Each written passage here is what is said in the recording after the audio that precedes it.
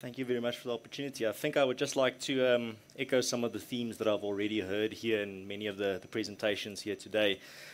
Firstly, I think it's a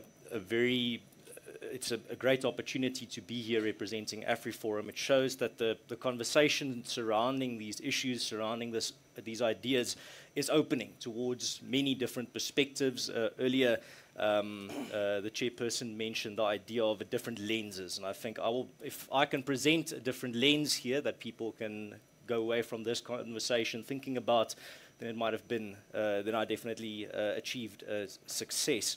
Also,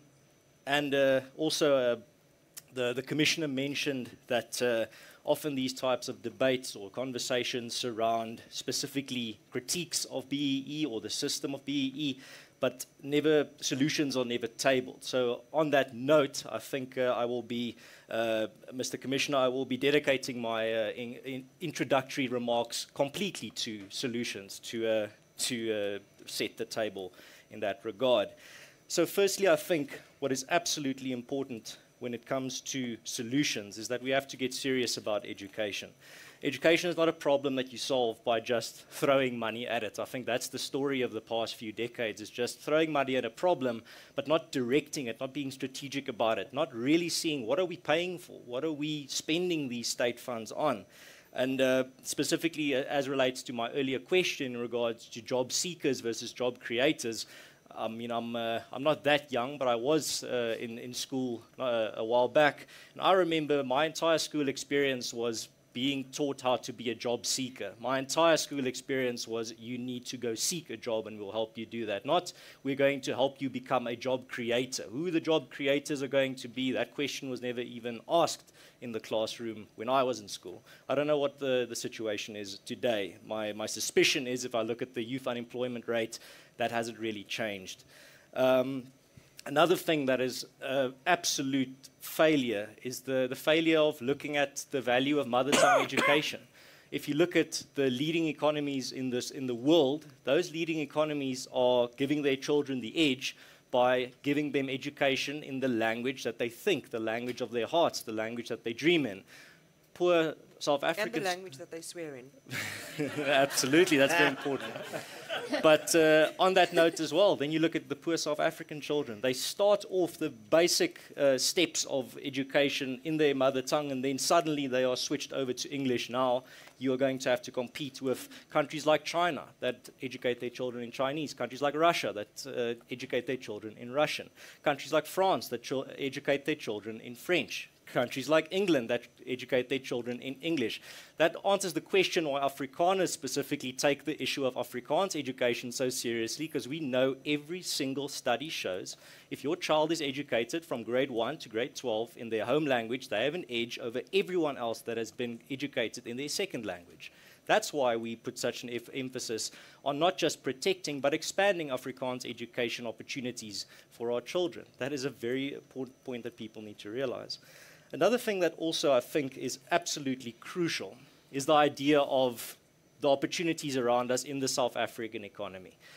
We cannot have the debate be constantly focused on how do we divide a constantly shrinking pie. Many of the presentations today don't mince words about the fact that our economy is shrinking, not growing. The amount of opportunities for growth are declining, not increasing. That means it's a smaller and smaller pie that we are fighting over in regards to how do we divide it. That's not the solution. The solution is to grow those opportunities, grow the economy, and grow that pie, rather than just fighting about how do we redistribute the small pie that's shrinking, that's not creating any new opportunities. Another thing that I also wanted to mention is the fact that when it comes to policies that are not achieving what they achieve. So when it comes to AfriForum and our position on BEE, there's a difference between capitalized BEE and small letter uncapitalized BEE. Black economic empowerment, not the policy, just the idea of empowering people, that's not something that AfriForum is against. That's not something I really know anyone being against.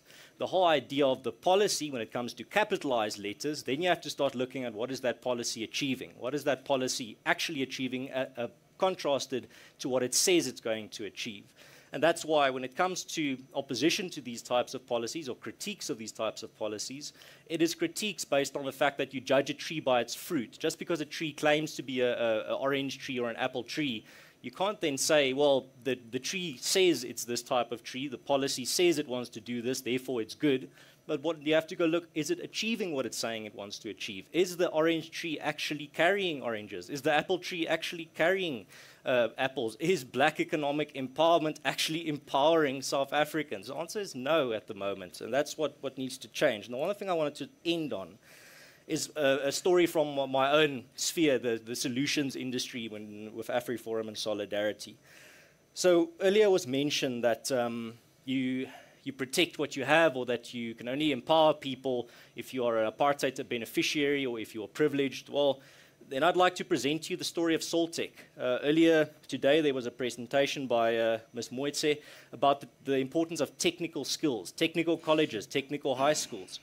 That's why AfriForum and the broader Solidarity movement built Soltech, a technical college, in a time when everyone is obsessed with degrees, and Afrikaners to a large extent were also fooled by that myth that you can only succeed if you have a degree. Well, we're changing that now. We're saying, no, you can be very successful if you're an excellent plumber, excellent electrician, excellent welder. That's why we built Soltech. That's why, and we built Soltech, and here's the thing when it comes to the whole idea of you need a lot of money to make a difference. Like, no, if you look at the idea of Soltech, the philosophy of Soltech is you make big money with small money. And what was that small money? Small money was the Solidarity movement asking its members, are you willing to contribute 10 Rand more this month to the Solidarity Building Fund so that we can build a technical college? That's 10 Rand. You don't have to be an apartheid beneficiary or privileged to give 10 Rand a month. Now, I understand there are even many people in this country that can't spare 10 Rand. That is an absolute tragedy.